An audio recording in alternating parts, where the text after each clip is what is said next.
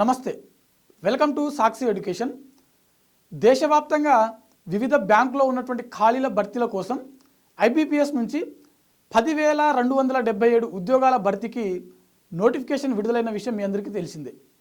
దీనికి సంబంధించినటువంటి application process August 21వ తారీఖుతోటి ముగియడంతో అభ్యర్థుల కోరిక మేరకు ఐబీపీఎస్ వాళ్ళు ఆగస్టు 28 వరకు పొడిగించారు.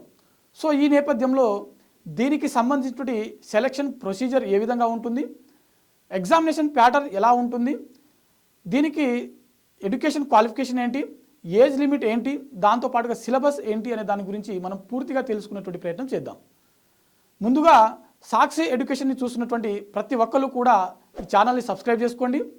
మీకు తెలిసినటువంటి కాంపిటేటివ్ ఫీల్డ్లో ఉన్నటువంటి నిరుద్యోగులు ఎవరైతే ఉన్నారో ప్రతి ఒక్కరికి కూడా ఈ ఛానల్ యొక్క లింక్ని తప్పకుండా షేర్ చేయండి. ఈ ఐబీపీఎస్ క్లర్క్ ఉద్యోగాలు ఏవైతే ఉన్నాయో దీనికి సంబంధించినటువంటి చివరి డేట్ అంటే అప్లై చేసుకోవడానికి చివరి డేట్ వచ్చేసరికి ఆగస్టు 28వ తారీఖు వరకు ఉంది.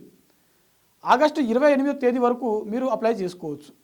దీనికి ఎడ్యుకేషన్ క్వాలిఫికేషన్ చూసినట్లయితే ఎనీ డిగ్రీ, మీరు బీఎస్సీ డిగ్రీ చేసినా, ఇంజనీరింగ్ డిగ్రీ చేసినా, మెడికల్ డిగ్రీ చేసినా, ఆఖరికి మీరు అగ్రికల్చర్ డిగ్రీ చేసుకున్నప్పటికీ ఈ ఎగ్జామ్స్ని మీరు రాయొచ్చు.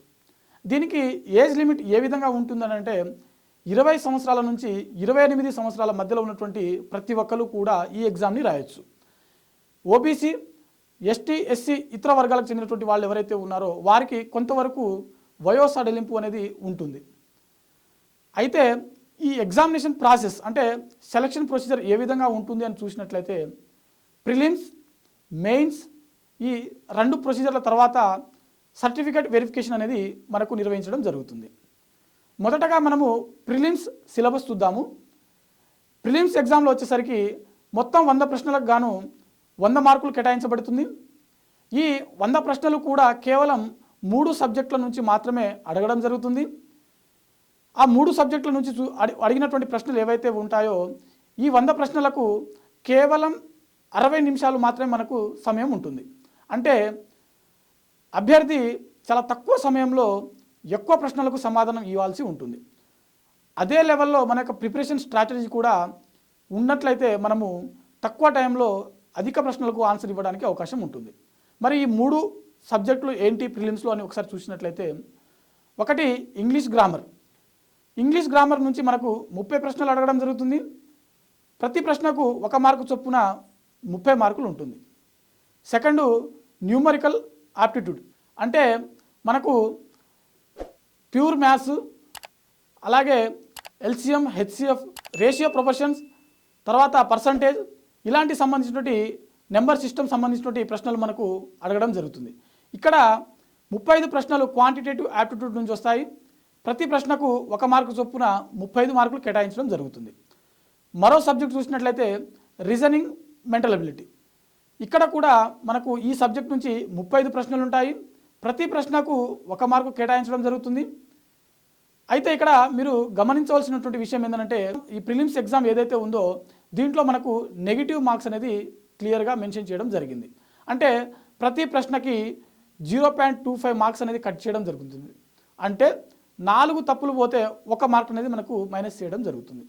సో ఇవన్నీ దృష్టిలో పెట్టుకొని అభ్యర్థి చాలా అక్యురేట్గా సరైన సమాధానం తెలిసిన వాటికే మనము ఆన్సర్ చేయాల్సి ఉంటుంది. అప్పుడు మాత్రమే మనము ప్రిలిమ్స్ క్లియర్ చేయడం అవకాశం ఉంటుంది. అయితే ఈ ప్రిలిమ్స్ ఎగ్జామ్ ఎవరైతే క్వాలిఫై అవుతారో వీరికి మెయిన్స్ ఎగ్జామ్ నిర్వహించడం జరుగుతుంది. ఈ మెయిన్స్ ఎగ్జామ్ వచ్చేసరికి మనకు మొత్తం 2 గంటల సమయం ఉంటుంది. మొత్తం మనకు 155 ప్రశ్నలు ఈ ఎగ్జామ్లో ఉంటుంది. 155 ప్రశ్నలకు గాను 200 మార్కులు మనకు కేటాయించడం జరిగింది. దీంట్లో ఉన్నటువంటి సిలబస్ చూసినట్లయితే 4 సబ్జెక్టులు ఉంటాయి. ఒకటి మనకు ఇంగ్లీష్ గ్రామరు, రెండవది క్వాంటిటేటివ్ యాప్టిట్యూడ్, మూడోది రీజనింగ్ మరియు మెంటల్ అబిలిటీ, 4వ వచ్చేసరికి మనకు ప్రిలిమ్స్లో లేని అంశము మెయిన్స్లో మాత్రమే ఉంటుంది. ఇది ఫైనాన్షియల్ అవేర్నెస్. దీని నుంచి మనకు 40 ప్రశ్నలు అడగడం జరుగుతుంది. ఇంగ్లీష్ గ్రామర్ నుంచి మనకు 40 ప్రశ్నలు ఉంటాయి. క్వాంటిటేటివ్ యాప్టిట్యూడ్ నుంచి 40 ప్రశ్నలు ఉంటాయి. రీజనింగ్ మరియు మెంటల్ అబిలిటీ నుంచి 35 ప్రశ్నలు మాత్రమే ఉంటాయి. అయితే ప్రిలిమ్స్కి మెయిన్స్కి ఉన్నటువంటి తేడా ఏంటంటే ప్రిలిమ్స్ కేవలం క్వాలిఫైయింగ్ ఎగ్జాము, మెయిన్స్ అనేది మాత్రం మెరిట్ లిస్ట్లో ఉంటుందన్నమాట.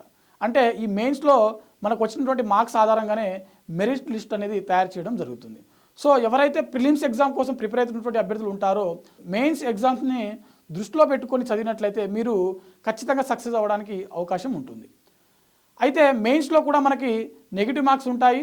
ఇక్కడ మనం ఇందాక చెప్పుకున్నట్లుగా చాలా తక్కువ టైంలో ఎక్కువ ఆన్సర్ ఇచ్చినట్లయితేనే మనం సక్సెస్ అవ్వడానికి అవకాశం ఉంటుంది. సో ఇది మనకు ఐబీపీఎస్ రిలీజ్ చేసినటువంటి క్లర్క్ ఉద్యోగాలకు సంబంధించినటువంటి examination procedure, syllabus, examination pattern, దీని గురించి మనము ఇప్పుడు తెలుసుకోవడం జరిగింది. చూస్తూనే ఉండండి సాక్షి ఎడ్యుకేషన్. మరిన్ని వీడియోస్ కోసం మా ఛానల్ని సబ్స్క్రైబ్ చేసుకోండి. మీకు తెలిసినటువంటి కాంపిటేటివ్ ఆస్పిరెంట్స్ ఎవరైనా ఉన్నట్లయితే వారికి ఈ వీడియోని తప్పకుండా షేర్ చేయండి.